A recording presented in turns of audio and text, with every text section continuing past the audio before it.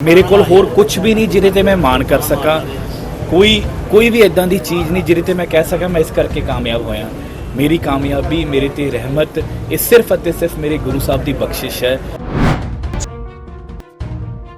जो भी दरबार साहब आते सी तां हमेशा मैं श्री अकाल तख्त साहब के उत्ते 6वें पातशाह के चरनां च अरदास करदा सी ते मैं ये समझदा जो कुछ भी साडे वर्गे आम घरां दे बच्चे जे अगर मैनू अज मैं पंजाब च मंत्री हाँ सिर्फ अते सिर्फ मेरे गुरु साहब की रहमत है।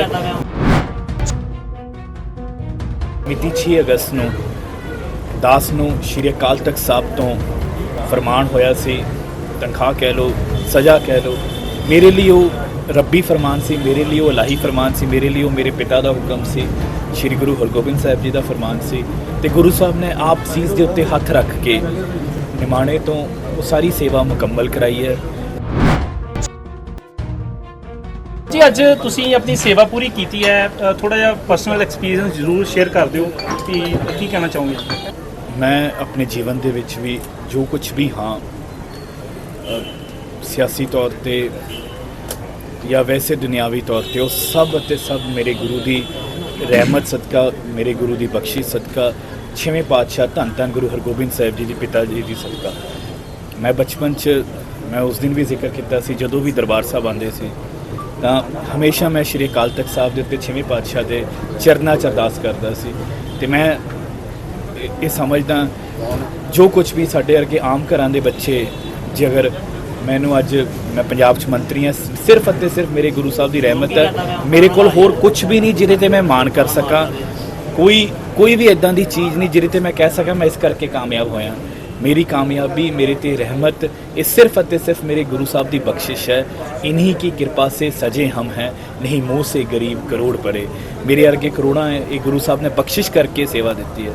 तो आप सब जानते हो, सारी संगत जानती है, पंथ जानते कि मिति 6 अगस्त नूं दास नूं श्री अकाल तख्त साहब तो फरमान होया सी, तनख्वाह कह लो सज़ा कह लो, मेरे लिए वो रब्बी फरमान सी, मेरे लिए वो इलाही फरमान सी, मेरे लिए वो मेरे पिता का हुक्म सी, श्री गुरु हरगोबिंद साहब जी का फरमान सी। ते गुरु साहब ने आप सीस के उत्ते हथ रख के निमाणे तो वो सारी सेवा मुकम्मल कराई है।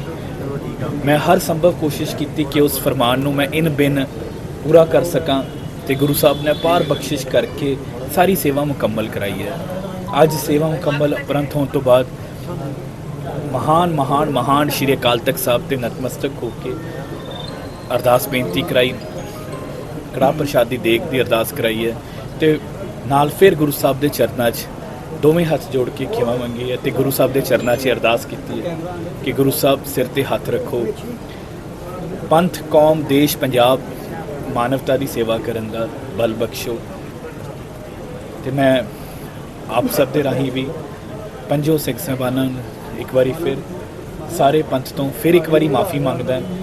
गुरु साहब बख्शन हार ने, बख्शिंद ने, गुरु साहब का तख्त बख्शिंद, गुरु साहब का पंथ बख्शिंद। आप सब मेरे तो जो भी भुलना हुई उस लिए मैंने बख्शूंगे।